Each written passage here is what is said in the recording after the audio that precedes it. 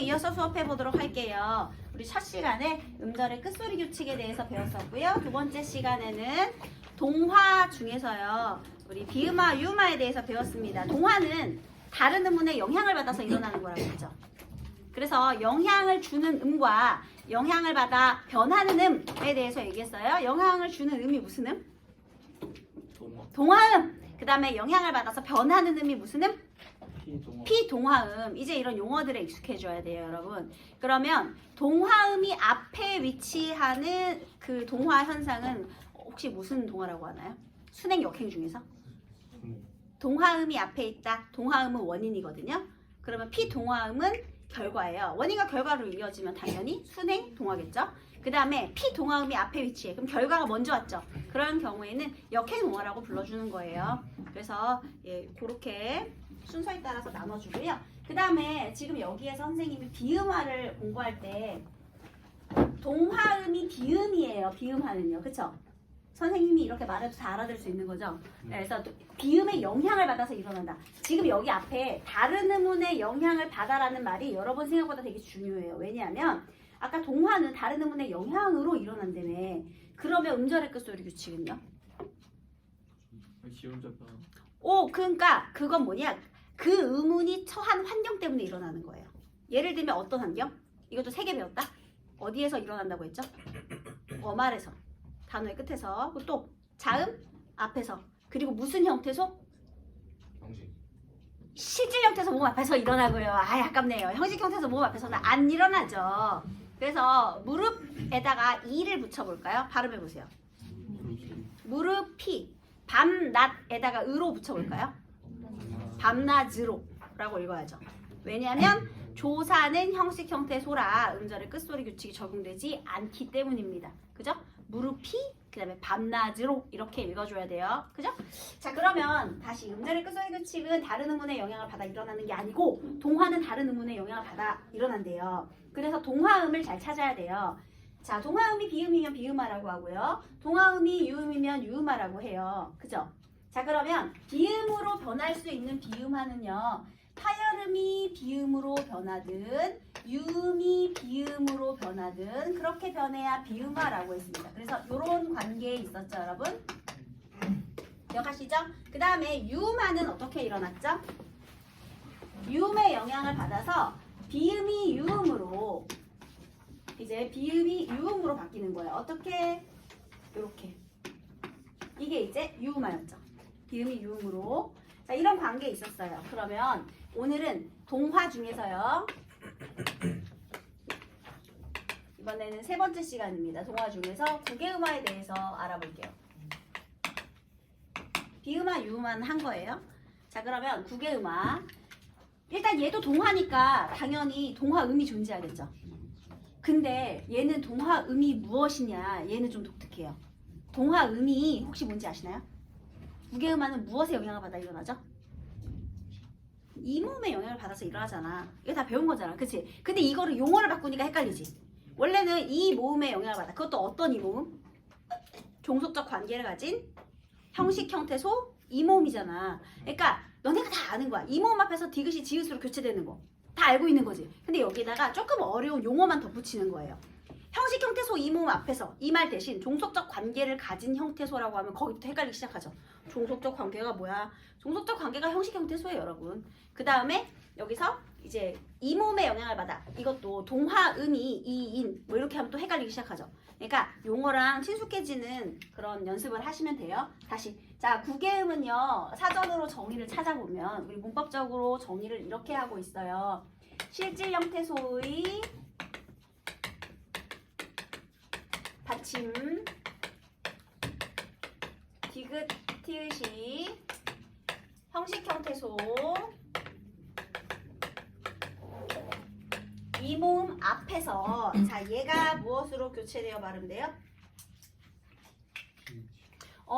요게 지읒, 치읒으로 발음되는 현상, 교체되어 발음되는 현상. 그러니까 디귿이 지읒으로 바뀌고 티읕이 치읒으로 바뀌는 것이 간단하게 말하면 교체, 즉 구개음화인 거예요. 그런데 너무 조건이 복잡하게 붙었죠. 얘도 굉장히 복잡하게 생겨났어요. 얘는 이렇게 생겨난 거죠. 자, 실제 형태소의 받침 요 자리네요. 얘가 디귿티읕이고요. 여기가 이몸이에요. 근데 중요한 건 여기가 무슨 형태소여야 된다? 형식 형태소여야 된다. 그리고 여기는 무슨 형태소여야 된다? 실질 형태소여야 된다. 그 다음에요. 얘가 이제 이몸의 영향을 받아서 어떻게 변했느냐? 얘가 변했는데 우리 발음을 할 때 초성이 비어있으면 연음해야 되잖아요. 그래서 이렇게 가요. 여기서 발음이 되죠. 이 자리에서. 받침이었는데 이제 이 자리로 옮겨가는 거예요. 자, 요것도 예를 한번 들어볼게요. 많이 나오는 거. 여러분 이거 어떻게 발음해요? 어떻게 발음할 거예요? 굳이 이렇게 발음할 거죠. 여기서 이가 뭐예요? 조사입니까? 이걸로 많이 틀려. 굳이 발음을 몰라서 틀리는 게 아니야. 너네가 사귀었을 때 끝. 이. 자, 얘는 뭐죠? 얘도 끝이에요. 근데 얘는 관계가 어떻게 돼? 얘 형태소 쪼개면 어떻게 돼? 끝과 이지. 네. 그러면 명사랑 조사지. 그러니까 얘는 조사 이가 맞아. 그지? 근데 이제 거기 조건이 있었던 거야. 조사 이 앞에서. 여기서 이제 말을 바꾸는 거다. 형식 형태소라는 말 대신 조사 이 앞에서라고 한번 말을 바꿔볼게요. 그러면 얘는 해당이 되지 않죠. 자, 그럼 굳이의 이는 뭔데? 오, 전미사죠, 여러분. 야, 굳이는 원래, 자, 여러분, 단어의 뿌리를 생각해보세요. 단어의 뿌리가 어근이거든요. 어떤 단어에서부터 출발했을까요? 굳다. 굳다. 동사에서부터 출발했죠. 그러면 단어의 뿌리인 어근이 용언에 있다는 거예요. 특히 용언에서 어간과 어미 중에서 어미는 변할 거니까 어미는 떼버리고 보통은 이렇게 말하죠. 용언의 어간. 용언의 어간이 어근이 된 거야. 단어의 뿌리가 된 거야. 이 단어의 뿌리인 어근은 명사가 어근일 수도 있고 용언의 어간이 뿌리일 수도 있고 부사가 어근이 될 수도 있는 거거든요. 근데 이번엔 용언의 어간이 어근이 되어서 그 어근의 접사가 붙어서 파생의 방법으로 새로 만들어진 단어인 거예요. 굳이의 품사가 뭔데? 부사. 봐봐, 동사에서부터 출발했지만 부사로 새롭게 만들어진 파생된 단어잖아요. 그럼 여기는 굳이의 이는 전미사 또는 접사죠. 그러니까 여러분들이 문법이 헷갈리는 게 개념 정립이 완전히 되지 않아서 그런 게 헷갈리는 거야. 개념만 완벽하게 잡혀 있으면요, 그 다음에 어떤 지식을 쌓아도 무너지지 않아요. 근데 지금 말하는 선생님이 막 지금 어간, 어근 이런 거 막 얘기했죠. 그러니까 예를 들면 이런 거야. 너네가 그 파생어를 막 배우는데 어근과 접사의 결합으로 돼 있는 게 파생어다라는 건 당연히 알고 있어요. 근데 이제 가끔 어간에 접사가 결합하여 이렇게 말을 해요. 선생님, 어근에 접사가 결합해야 되는데 왜 여기는 어간에 접사가 결합했다고 되어 있나요? 어간이 어근이 된 거예요. 이걸 다른 말로 하면 왜 바둑이 같은 경우는 명사에 접사가 결합했죠. 바둑 명사거든요. 근데 거기 그 명사에다가 접사가 결합한 거니까 어근이 명사에 있다는 거죠. 그 다음에 또 이런 것도 있었어요. 일찍이. 얘는 부사에 접사가 결합했죠. 맞잖아. 그러면 어근이 부사에서 왔다. 그냥 그렇게 이해를 하면 되는 거야. 근데 유난히 니네가 어간과 어근만 나오면 갑자기 그때부터 동공이 흔들리기 시작해. 이제 그럴 필요가 없다는 거죠. 그래서 요런 그 아주 사소한 거지만 개념을 정확하게 알고 있어야 되는 겁니다. 자, 디귿이 지읒이 되고 티읒이 치읒으로 변했네요. 그리고 여기에 있는 이 모음은요, 전부 형식 형태소. 그러니까 종속적 관계를 가진 형태소다라는 겁니다. 왜냐면 형식 형태소는 의존 형태소잖아, 얘들아. 혼자서는 못 쓰잖아. 그러니까 종속적 관계를 가졌다고 하는 거예요. 네. 자, 그 다음에요. 자, 우리 여기까지는 이제 알았어. 그러면 우리 국의 음화의 특징을 다시 한번 정리해 보겠습니다. 일단 우리 저번 시간에 비음화와 유음화를 배웠었죠. 그죠? 그리고 국의 음화. 셋 다 동화거든요. 근데 차이가 있어요. 한 번에 정리를 해봅시다. 똑같은 동화인데요. 여기에 나오는 비음화. 그리고 유음화. 그 다음에 국의 음화. 어떤 차이가 있느냐. 셋 다 동화니까요. 다른 음운에 영향을 받아 교체되는 현상이에요. 교체되어 발음되는 현상. 그리고 또 하나 표기와 발음이 일치하지 않죠. 다르게 얘기하면 음운 변동의 결과가 표기에 반영되지 않아요. 자, 이런 거는 이제 쉬워. 자, 그런데 동화인데 비음화, 유음화는요. 화살표의 방향이 수직으로만 왔다리 갔다리 하죠. 자, 그러면 뭐는 변했어? 타역에서 비음이 됐어. 뭐가 변한 거야? 분류 기준 이거 뭐예요? 세로열 뭐죠? 조음, 방법. 방법은 변했어. 근데 위치는 어때? 그대로죠? 그러면 얘는요. 자음의 영향을 받아서 자음이 변화해요. 그럼 이거 다시 말하면 동화음이 뭐예요? 동화음과 피동화음의 관계가 자음과 자음인 거죠. 얘들아 변하는 거 얘가 변하는 거야. 동화음의 영향을 받아서 얘가 변하는 거죠. 피동화음. 물론 피동화음이 앞에 있을 수도 있어요. 여러분 역행동화의 경우에는. 그런데 어쨌든 얘가 변한다는 거죠. 자음의 영향으로 자음이 변하는 그러한 음운 변화예요. 그런데 얘들아 구개음화는 지금 동화음이 뭐야? 뭐 때문에 바뀐 거야? 그래 지금 이거죠. 형식 형태소 이모음의 영향을 받아서 얘가 변했잖아 여기가. 그죠? 자 그렇다면 얘는 동화음과 피동화음의 관계가 동화음이 모음이야 자음이야? 모음. 피동화음은 자음. 정말 쉬운 얘기를 되게 어렵게 해놨죠. 이게 문법 그 지문의 문제야. 그 문법도 항상 이렇게 지문이 딸려 나오잖아요. 근데 개념은 정말 쉬운 개념인데 이렇게 용어를 비틀면 니네들이 이제 여기서 헷갈려 하는 거지. 너무 어렵게 생각하지 마세요. 너네들이 다 알고 있는 내용인 거야. 그래서 얘는 자음의 영향으로 자음이 교체되었다. 얘는 모음의 영향으로 자음이 교체되었다. 이게 다른 거죠. 하지만 공통점은 뭐야? 둘 다 다른 음운의 영향으로. 왜 음운의 영향이라 그랬는지 아시겠죠? 아까 음절의 끝소리 규칙이랑 비교했잖아. 음절의 규칙은 다른 음운의 영향을 받은 게 아니라 해당 음운이 처한 환경 때문에 일어난다고 했잖아요. 어말이냐, 자음 앞이냐, 아니면 실질 형태소 모음 앞이냐, 뭐 이런 것들 이해되시죠? 그러니까 그런 차이가 있는 거예요. 얘는 다른 음운의 영향을 받았어. 그러면 얘들아 이거를 너무 단계적으로 여러 번 거쳐서 생각하지 말고 다른 음운의 영향을 받아라는 말 자체가 벌써 동화를 설명하는 거다라고 금방금방 이해하시면 돼요. 이런 말이 나오면 아 동화는 뭐 있어? 비음화, 유음화, 구개음화. 간단하게 이렇게 간단하게 생각하세요. 그 다음에 일단 모음의 영향으로 자음이 교체돼요. 그러면 둘 다 자음만 교체됐죠. 그래서 왜 아마 1학년 내신 시험 볼 때 그런 거 많이 했을 거야. 구개음화 이렇게 예시 하나 준 다음에 다음과 같은 음운의 변동의 특징으로 옳지 않은 것은 했을 때 뭐 모음의 영향을 받아 모음과 자음이 모두 변한다. 이런 오답 많이 봤죠. 그거 아니었잖아. 모음은 그대로고 동화음은 변하는 게 아니에요. 피동화음만 변하는 거예요. 그러니까 이제 자음만 변하는 거죠. 그 다음에 또 하나 얘는 순행일 수도 있고 역행일 수도 있잖아요. 우리 저번에 했죠. 선생님이 비음화 중에서 파열음의 비음화는 무슨 비음화다? 혹시 기억하시나요? 파열음의 비음화? 국물이 되는 건 혹시 순행입니까? 역행입니까? 앞이 변했어요, 여러분. 걔는 역행이에요. 그런데 유음의 비음화, 예를 들면 대통령이 되는 건 앞에 대통 이응의 영향을 받아서 대통령 리을이 니은으로 교체되잖아요. 걔는 무조건 순행이었거든요. 즉 파열음이 비음으로 변할 때는 무조건 역행, 유음이 비음으로 변할 때는 무조건 순행이었어요. 어쨌든 역행도 있고 순행도 있었고요. 그리고 유음화 같은 경우는 물난리에서도 알 수 있듯이 순행, 역행 막 그때그때 있죠. 찾아보면 돼. 근데 여러분, 자 구개음화는 100% 무조건 방향이 어때요? 역행이지. 뒷 음운의 영향을 받아서 앞이 변하잖아. 얘는 무조건 지금 얘 구개음화에 이제 이거 이렇게 했고요. 그다음 구개음화는 무조건 역행동화예요.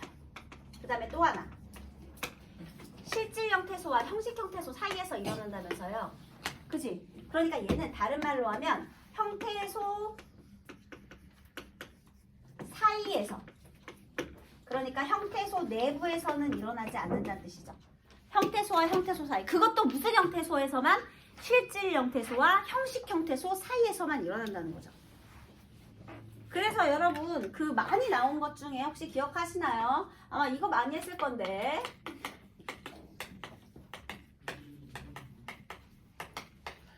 많이 했지. 이거 기억나죠? 여러분 이거 그거 봐서 피식피식 생각이 나는 것 같지? 내가 공부를 안 한 것 같아도 다 공부한 거야 얘들아. 여기서 반니랑 논이랑의 이랑이 품사가 뭡니까? 조사예요. 조사니까 형식 형태 손에. 자 그럼 여기 어떻게 발음할 거야? 바치랑 두 개음만 일어났어 안 일어났어? 일어났죠? 여기서 이걸 노란색으로 다 써놓으니까 잘 모르겠죠? 얘는 바치랑 여기에 있는 이 티읕이 지금 치읓으로 교체된 거 아니겠습니까? 왜? 니랑이 조사니까 형식 형태소니까 됐죠? 자 그 다음에 여기서 반니랑 사이 여기에서 이 이랑은요 얘는 뭐죠? 밭과 밭 그 고랑 사이에요. 음법 들어간 곳 명사예요. 곧 명사입니다. 명사예요. 자 그러면 얘도 실질 형태소네. 그러면 얘는 이제 어떻게 발음해야 돼요? 얘들아 실질 형태소 모음 앞에서는 음절의 끝소리 규칙이 일어나죠. 그래서 밭 이것도 왜 일어나겠니? 독립된 조건으로 보는 거예요. 밭 따로 이랑 따로. 그러니까 일단 발음할 수 있는 소리로 바꾸고 그 다음에 연결해 주는 거죠. 그럼 밭 한 다음에 이랑인데요. 왜 앞말에 받침이 있고 뒷말이 이모음으로 시작할 때 우리 합성어 및 파생어에서 니은이 첨가되기도 하거든요. 그래서 여기서 반니랑이 된 다음 그리고 나서 반니랑이 됐어요. 다시 여기서 나타난 걸 찾아보니까요. 여기 요거 얘가 티읕이 디귿으로 교체된 이유는 뭐라고요? 음절의 끝소리 규칙. 자 그러면 얘는 다른 음문의 영향을 받았다 안 받았다? 안 받았다. 이제 이해되시죠? 이게 예문으로 나오고 이거에 대해 하나하나 이제 설명을 하지. 그럼 이제 우리가 그게 맞는지 아니면 다 틀린지 그거를 골라내는데 그냥 다른 음문의 영향을 받았다는 말을 어렵게 생각하지 말고 동화 이렇게만 기억하면 된다니까요. 알겠죠? 자 그 다음에 여기서 니은은 첨가가 된 거죠. 요거는 니은 첨가. 니은 첨가 조건은요. 이따가 선생님이 그 사이소리 현상 설명하면서 다시 설명할 거예요. 니은 첨가. 자 그 다음에 여기서 밭니랑이 반니랑이 됐어. 또 뭐가 바뀌었죠? 뭐가 바뀌었어요?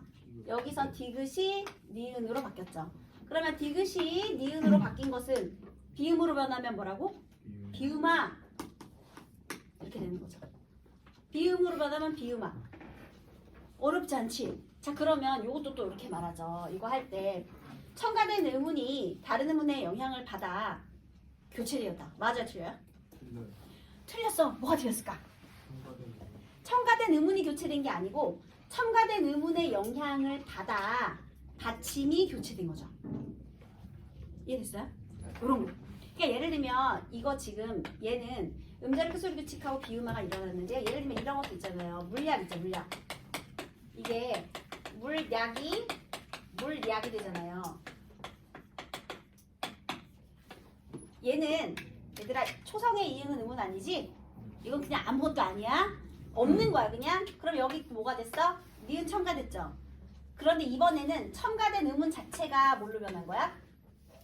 유음인 리을로 변한 거죠. 앞 음문의 영향을 받아서. 그러면 얘는 첨가된 음운이 교체된 거고 얘는 첨가된 음문의 영향을 받아 받침이 교체된 거고 서로 다르지. 그래서 여기서 우리 음문의 변동의 포인트는 선생님이 처음에 환경이라는 말을 썼잖아요. 그래서 다른 음문에 영향을 주었다. 이게 동화의 핵심이에요. 그래서 맨날 그 영향을 준 음은 그것과 관련된 오답을 찾아 만드는 겁니다. 이해됐어요? 어렵지 않지? 너 1학년 때는 잘 몰랐던 이 음문의 변동이 새롭게 보이는 것 같죠? 내가 이 쉬운 걸 왜 그땐 그렇게 몰랐을까? 이런 거. 그래서 이렇게 요 형태소 조건까지 찾아봐야 되겠죠. 그러면 얘들아 얘는요. 만약에 이 모음 앞에서 변했다. 이런 거는 음문 환경이겠지. 이가 음문이니까. 근데 또 예를 들면 이런 게 있을 수 있죠. 끝이하고 끝인사. 여러분 또 많이 하잖아요.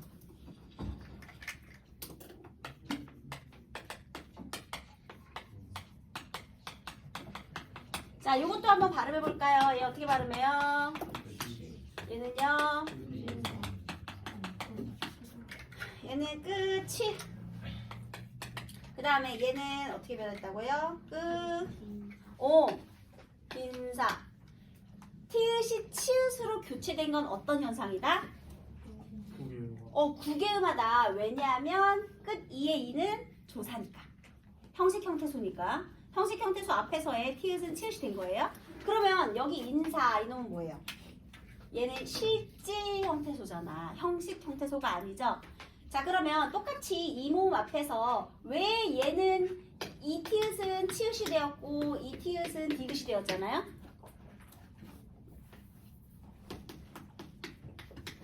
그것도 뒤에 이 모음이 왔는데 지금 이렇게 된 거죠, 여러분. 이 모음 앞에서 얘는 티읕이 치읓이 되었고 그 다음에 이 모음 앞에서 얘는 티읕이 디귿이 됐잖아.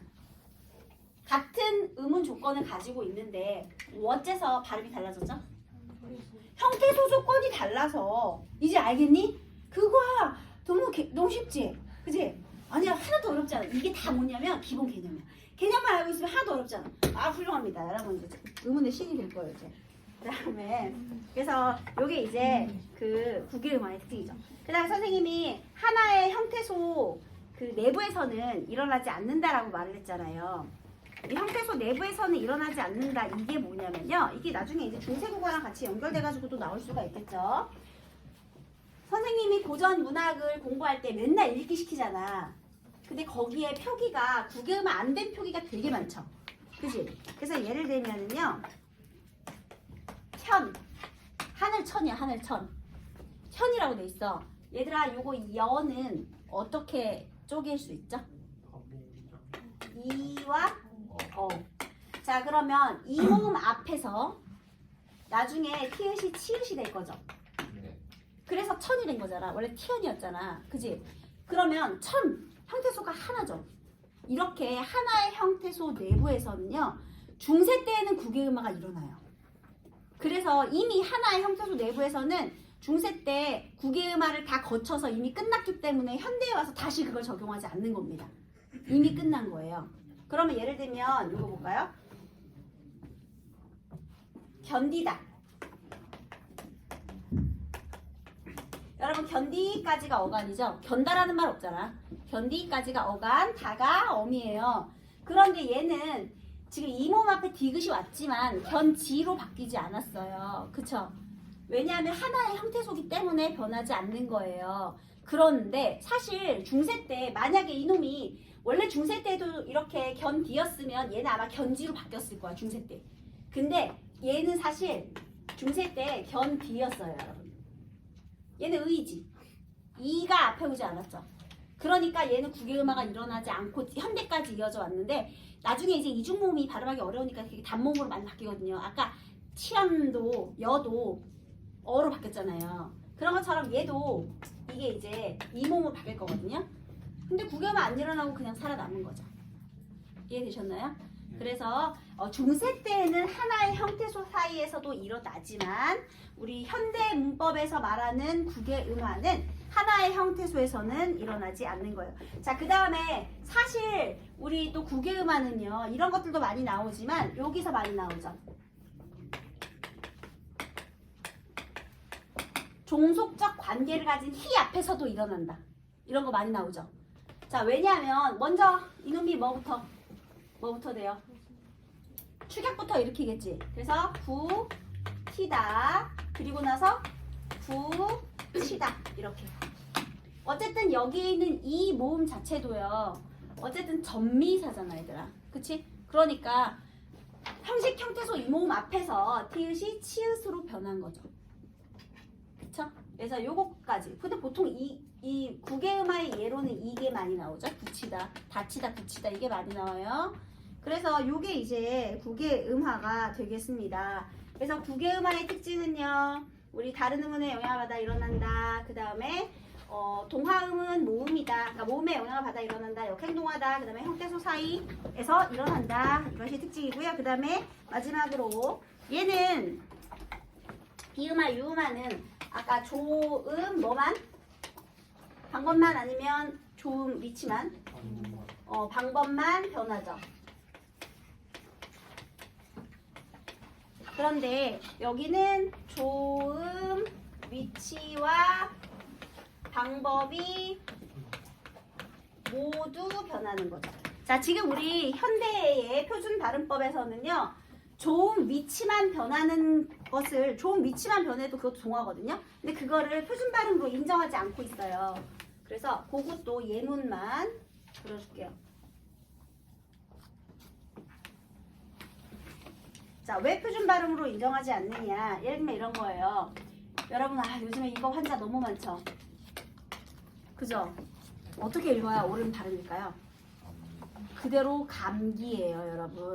그런데 어떤 친구가 너 왜 오늘 결석해서 저 오늘 감기 걸렸어. 이렇게 실제로 말 많이 하지? 감기라고 말 많이 해요, 여러분. 그치? 이거를 써놓으면 이상한데 써놓으면 이상한 걸 아는데 발음만 들어보면 감기라는 말 많이 쓰지. 감기라고 말해 많이 해요. 감기 걸렸어요 이렇게 잘 말해. 저 감기 걸렸어요. 그냥 편하게 말하면 감기 걸렸어요 이렇게 하잖아요. 자, 그럼 여러분 여기서 뭐가 뭐로 교체된 거예요 지금? 지금 미음이 이음으로 교체된 거죠. 얘들아, 미음의 좋은 위치 어디예요? 위치. 양수는, 그 다음에 요거는, 이응은. 연구의 음. 자, 여러분 요거 한번 볼게요. 지금 요 놈이 요 놈으로 변한 거죠. 자, 그럼 여기서 동화음 한번 찾아보세요. 감기를 왜 감기라고 했을까? 동화음이 뭘까? 뭐에 영향을 받았을까? 뒤에 오는 기억. 그러니까 연구의 음인 기억의 영향으로 양수놈을 연구의 음으로 바꿔준 거예요. 이해되셨어요?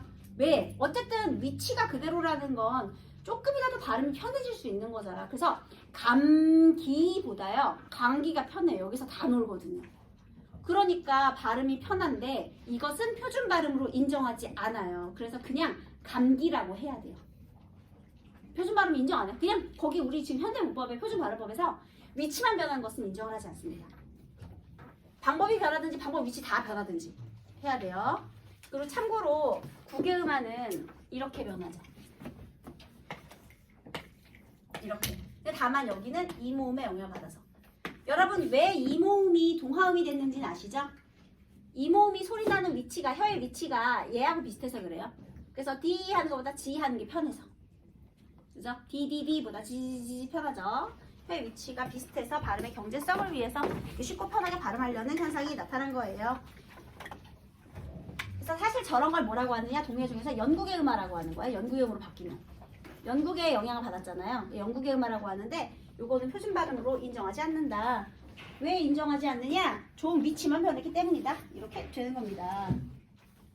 됐죠? 자, 그래서 이제 동화까지 다 끝났어요. 자, 이번에는요. 된소리 내기를 공부해 보도록 하겠습니다.